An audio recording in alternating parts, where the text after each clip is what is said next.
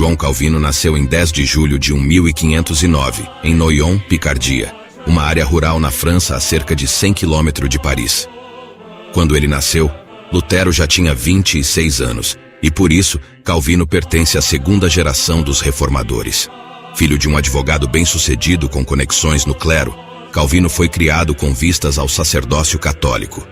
Aos 14 anos, foi enviado a Paris para se preparar para essa carreira, e, aos 17, formou-se mestre em ciências humanas, com uma base sólida em educação clássica, latim, lógica e filosofia. Um conflito entre o pai de Calvino e o bispo de Noyon mudou o rumo da sua formação. Em 1528, ele foi direcionado para estudar direito na Universidade de Orleans, onde aprofundou-se em grego, análise lógica e argumentação persuasiva. Após a morte do pai, em 1531, Calvino decidiu seguir seus interesses e mudou-se para Paris para estudar literatura, completando também seus estudos em direito, pelos quais recebeu o título de doutor em 1532. Nesse mesmo ano, ele publicou seu primeiro livro, um comentário sobre de Clemência de Sêneca. Embora o momento exato de sua conversão ao protestantismo seja incerto, sabe-se que a combinação dos novos estudos e a influência dos ensinos de Lutero, a quem chamou de meu pai, contribuíram para sua mudança. Ele foi impactado pelo Evangelho e, em suas próprias palavras, por meio de uma conversão repentina, Deus subjugou e preparou minha mente para as coisas espirituais. Em 1533, Calvino se declarou protestante, e o apoio público à reforma logo resultou em perseguições. Forçado a fugir de Paris, ele começou uma vida de constante movimento e desafios. Em 1536, Calvino passou por Genebra durante uma viagem a Estrasburgo, sem intenção de permanecer na cidade. Mas Guilherme Farel, um reformador local, convenceu-o a ficar, proclamando que Deus o amaldiçoaria se recusasse o chamado para reformar Genebra. Assustado com a advertência de Farel, Calvino abandonou seus planos e, em pouco tempo, foi nomeado professor de escrituras e, posteriormente, pastor da Catedral de Saint-Pierre. A primeira tentativa de Calvino e Farel de reformar Genebra terminou em conflito com as autoridades da cidade, levando-os à expulsão em 1538.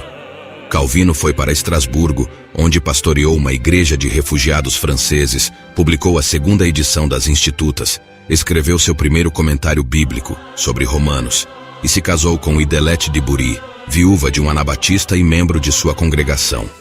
Após 3 anos com a situação em Genebra em declínio, Calvino foi convidado a retornar.